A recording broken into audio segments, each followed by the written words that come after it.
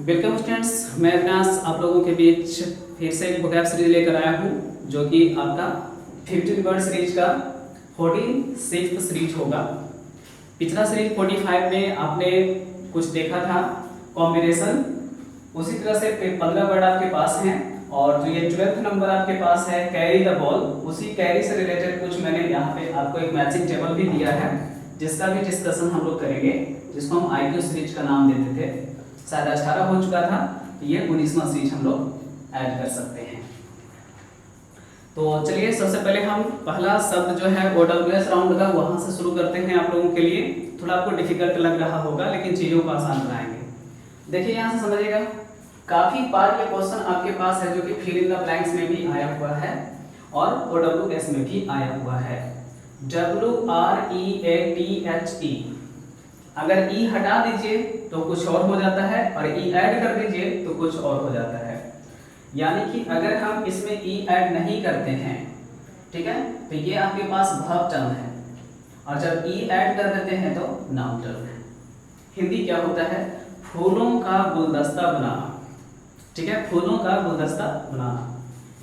चलिए लिखते हैं, to make a bouquet of flowers, to make a bouquet of flowers।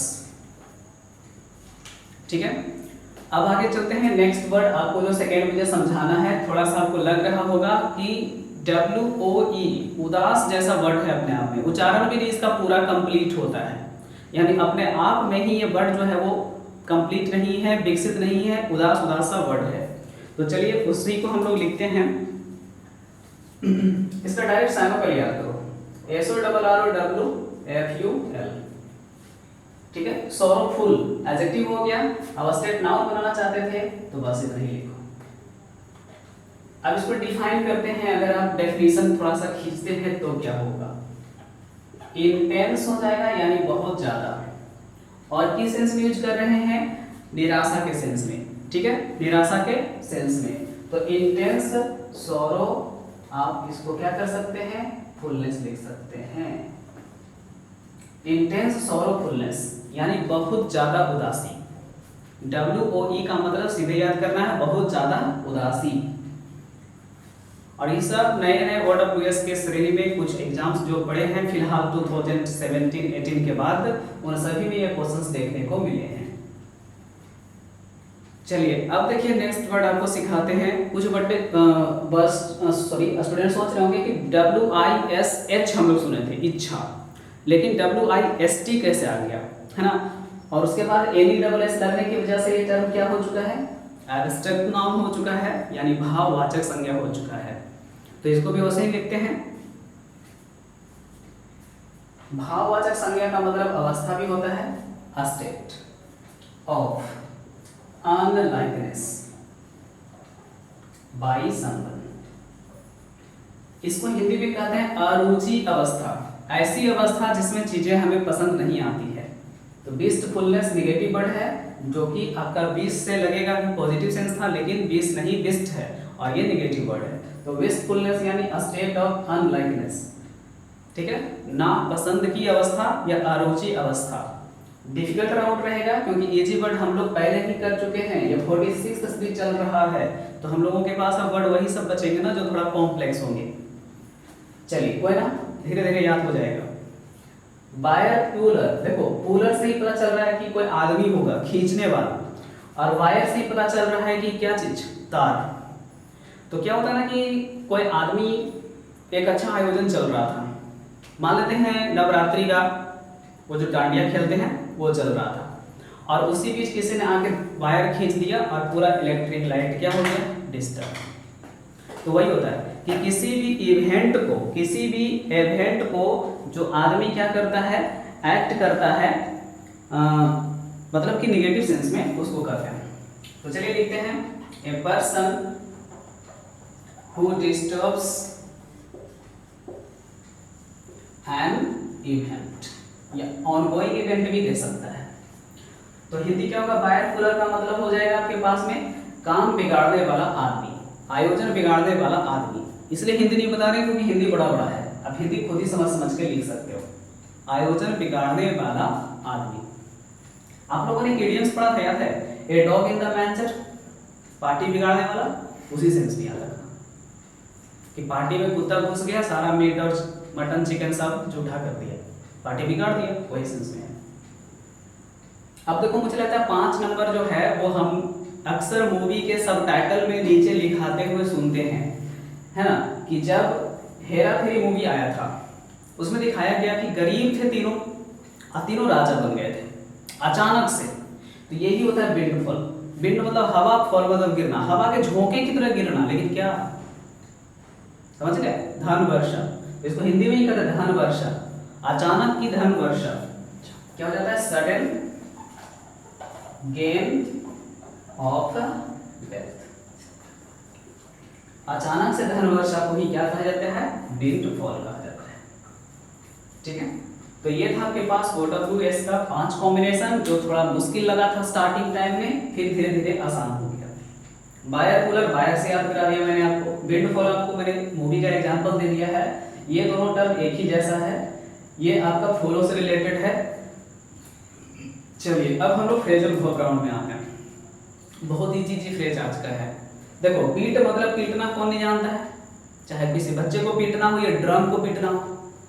अब उसके साथ क्या लगा दिया? अब, यानी किसी को पीटे लेकिन ऊपर ले जाकर के भी पीटे, यानी नीचे से लेकर ऊपर तक पीटते गए। कैसे पीटते गए? लगातार। ठीक है, इसी को कहते हैं to beat repeatedly. To beat repeatedly, लगातार पीटते रहना। अब देखो, सेकेंड यानी 7th नंबर जो है आपका, और सेकेंड जो फ्रेजल वर्ब है नरेंद्र मोदी के लिए यूज किया जाता है, फिलहाल के न्यूज़पेपर में यूज हो रहा था। जब उनका कारवां चलता है तो 6 से 8 गाड़ियां जो होती हैं वो आगे पीछे रहती हैं। इससे पता चलता है कि उनकी सिक्योरिटी एकदम से क्या है? बीफ अप है। बीफ मतलब होता है मजबूत का सेंस, वो वाला बीफ नहीं, वो अलग स्पेलिंग होता है। तो बीफ अप का मतलब क्या हो रहा है? सिक्योरिटी के सेंस में, सिक्योरिटी को और मजबूत करना। अब देखिए, कुछ दिन पहले सुने होंगे, कल परसों में, कि उनको अब हवाई सुरक्षा भी दिया जाएगा। उसके लिए विवाद खड़ा हो रहा है कि देश इतना है जो कि पहले से ही परेशान है और हमारे पीएम को हवाई सुरक्षा मुहैया कराया जा रहा है इतना खर्चीला। तो उससे क्या होगा कि जो सुरक्षा व्यवस्था सबको मिलता था उससे ज्यादा अच्छा सुरक्षा व्यवस्था इनको मिलेगा। वही होता है, सुरक्षा व्यवस्था में सुधार लाने के लिए यूज करते हैं बीफ अप। चलिए तो पहले कंपाउंड कर लेते हैं। बीफ अप किसके लिए यूज करेंगे? सुरक्षा व्यवस्था यानी सिक्योरिटी के लिए। सेंस क्या आएगा? To improve, oblique tighten, oblique strengthen. Situation भी लिख सकते हैं। ठीक है, सिचुएशन को और ज्यादा सुधार लाना और मजबूत करना और मजबूत करना।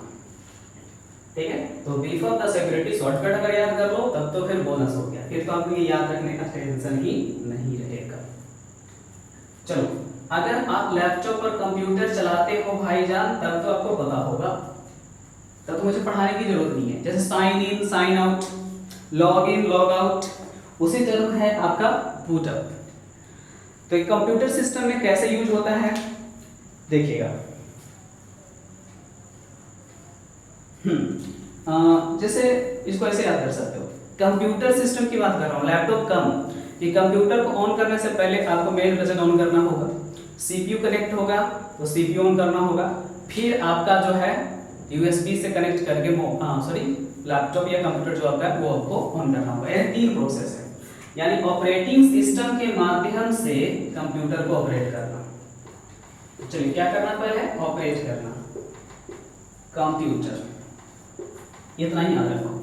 बाय ऑपरेटिंग सिस्टम, सबको पता है ऑपरेटिंग सिस्टम से ही कंप्यूटर ऑपरेट होगा। तो बूटअप का मतलब होता है टू ऑपरेट, इतना भी आपका एग्जाम हो सकता है, दे सकता है। तो ये था आपका 3 फ्रेजल वर्ब। अब चौथा फ्रेज मेरे पास है जो बताता हूं, बहुत इंटरेस्टिंग है। अगर आपने डॉज का मतलब सिर्फ जाना है कि ऊँघना होता है, ऊँघना मतलब समझते हैं, मन है क्लास करने का लेकिन आंख जो है वो कह रहा है थोड़ा सो लो। यानी इसी को घूंघना कहते हैं। सोना भी है, पढ़ना भी है, दोनों सिचुएशन के बीच आप झुक झुक के पढ़ाई करते हैं, इसी को कहते हैं क्या करना, डोज ऑफ। ठीक है, टू फील स्लीपी। ठीक है, नींद में खुद को महसूस करना ही कहलाता है डोज ऑफ। या हिंदी याद करोगे तो क्या होगा, घूंघना। चलिए घ लिखना है। ओके, तो हल्का हल्का नींद महसूस करना यानी कि डोज ऑफ। अब जरा सोचो, ईज का मतलब होता है आसान बनाना, और ओ डबल एफ लग जाने से निगेटिव सेंस होगा ना यार। चलो सोचते हैं, मान लेते हैं कि कोई भी चीज एकदम बंद होने वाला था, लेकिन थोड़ा सा गवर्नमेंट ने उसको सुविधा दे दिया, थोड़ा सा रियायत दे दिया, थोड़ा सा ढिलाई कर दिया, यानी सिचुएशन को खराब होने से कम करना। तो ईज ऑफ का हिंदी क्या लिखोगे, पहले राहत देना। इसी को इंग्लिश में कहते हैं टू रिड्यूस द इफेक्ट, प्रभाव को थोड़ा कम करना, ईज ऑफ। ठीक है, सिचुएशन को खराब होने से थोड़ा बचाना। अब हमारे पास शुरू होगा 10 के बाद 11 नंबर से इडियम्स की कहानी। चलिए, सबसे पहला आपके पास है, बहुत फेमस है, आजकल के समय में चर्चा में भी है कि भारतीय गवर्नमेंट का जो प्राइवेटाइजेशन का पॉलिसी आ रहा है, इसकी वजह से गरीब का बच्चा गरीब हो जाएगा और जो धनी है वो धनी हो जाएगा। क्योंकि प्राइवेटाइजेशन का क्या मतलब होता है कि आदमी जिसके पास पैसा है, दिमाग है बिजनेस का, वो प्राइवेट काम में आगे बढ़ेगा, लेकिन जिनके पास पैसा नहीं है वो पैसा कहाँ से उगाएंगे और फिर वो कितना दिमाग लगाएंगे बिजनेसमैन वाला। तो प्राइवेटाइजेशन की वजह से क्या होगा, ए मैन ऑफ मीन्स जो हमारे कंट्री में है वो और धनी हो जाएंगे। तो ए मैन ऑफ मीन्स कौन है, धनी लोग, जिनके पास साधन है, तो क्या हो जाएगा, द रिच और रिच पीपल। ठीक है, तो ये भी आपका फिलहाल मैंने उठाया है न्यूज़पेपर से, उस पॉलिसी की चर्चा थी तो उसी में था थोड़ा था। चलो अब देखो हमारे पास जो है नेक्स्ट इडियम्स है कैरी द बॉल। समझते हैं, बॉल वही क्रिकेट फुटबॉल जो मानते हैं, मेसी को पहचानते हैं फुटबॉलर के तौर पे आप।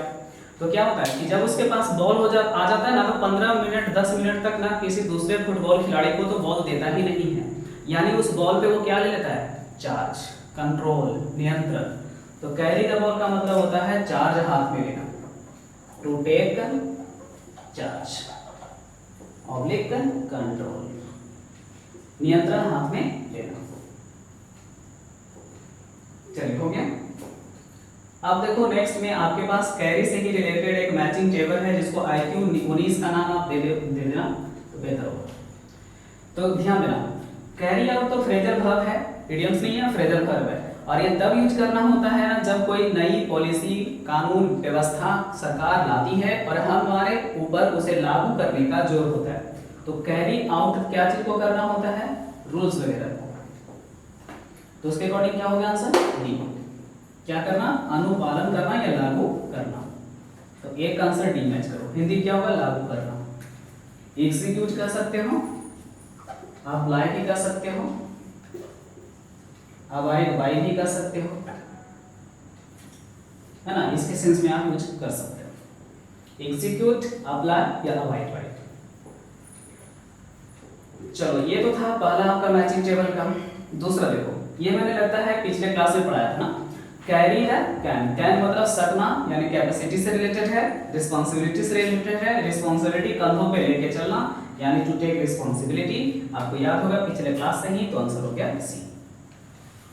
चलो बहुत इंटरेस्टिंग है। अब फिर से देखो, इन दोनों में सबसे पहले ये तो सब स्टूडेंट को याद रहता है क्योंकि मेडिकल टर्म है, जिसका मतलब होता है गर्भपात। मिस मतलब चूकना, कैरिज का मतलब होने से, है ना। माँ जो है किसी वजह से गिर जाती है, मानसी द माउंटेन में, याद है मूवी, उसमें क्या होता है, वो बर्तन लेकर के खाने का चढ़ रही होती है और प्रेग्नेंट होती है। ठीक है, जितना जो भी है, जो मानसी जी का रोल किए थे उसमें, तो उनकी वाइफ पहाड़ पर से गिरती है और उनका जो बच्चा था वो पेट में ही फट जाता है, मतलब उनका जो फट जाता है बच्चा बच जाता है शायद, और वो मतलब गुजर जाती है, जो भी है। तो वो मिस कैरेज का एक छोटा सा एग्जांपल हमें लाइफ पता है। तो मिसकैरेज का मतलब गर्भपात होता है, यानी क्या होता है ना, टू बी अबॉर्टेड, गर्भपात हो जाना। तो ये नाउन टर्म है, लेकिन मैंने कैरी से रिलेटेड इसलिए लिख दिया है, बहुत से बच्चों को पता नहीं होगा, तो आंसर क्या हो जाएगा बी। अब इसके लिए क्या बच रहा है स्टूडेंट, ए। कैरी वेट का मतलब ही है वजन रखना, यानी महत्व रखना, बोलते ना उस आदमी का बहुत वजन है भाई मार्केट में, यानी कि महत्व रखना, टू बी इम्पोर्टेंट। चलो, तो ये था आपका मैचिंग टेबल, जिसका आंसर आप दोबारा से रीराइट करके मुझे कमेंट सेक्शन में बताएंगे तो मुझे थोड़ा अच्छा लगेगा, ध्यान दीजिएगा। अब यहाँ से आ जाओ 13, 14, 15, 3 आपके पास और है। चेंज्ड कलर का मतलब बहुत अच्छा एग्जांपल है, ग्लास वाला पौधा है ये, ग्लास वाला पौधा से लीजिएगा बस। देखिए, इसको हम सुबह रखे थे इसी इडियम्स के लिए। जैसे ये मेरे हॉस्टल का जो पौधा था उसी में से एक पौधा है। अब देखिए, अगर आप गौर से इसको देख पा रहे हैं तो इसका जो कलर आपका है उतना पिंक अब नहीं लग रहा होगा, ठीक है, उतना पिंक अब नहीं लग पा रहा होगा जितना पिंक था, या वो उतना हरा ये नहीं लग पा रहा जितना था। क्या हुआ, कलर चेंज हो गया। क्या हो गया, उदास हो गया। इसी को कहते हैं टू बी फेडेड, रंग उड़ जाना, उदास हो जाना। देखते हैं इसका आपका जो है जितना टाइट होता है उतना टाइट है भी नहीं, ये उदास हो चुका है। चलिए नेक्स्ट आपके पास में बहुत इंटरेस्टिंग है, ये ग्रामर सेक्शन के लिए इंपॉर्टेंट है। बीथ का प्रयोग सबसे पहले इसके साथ करना गुनाह है, क्योंकि ये एडवर्ब है। हार्ट एंड सोल क्या है, एडवर्ब है, और एडवर्ब के आगे प्रीपोजिशन लगाना गलत है।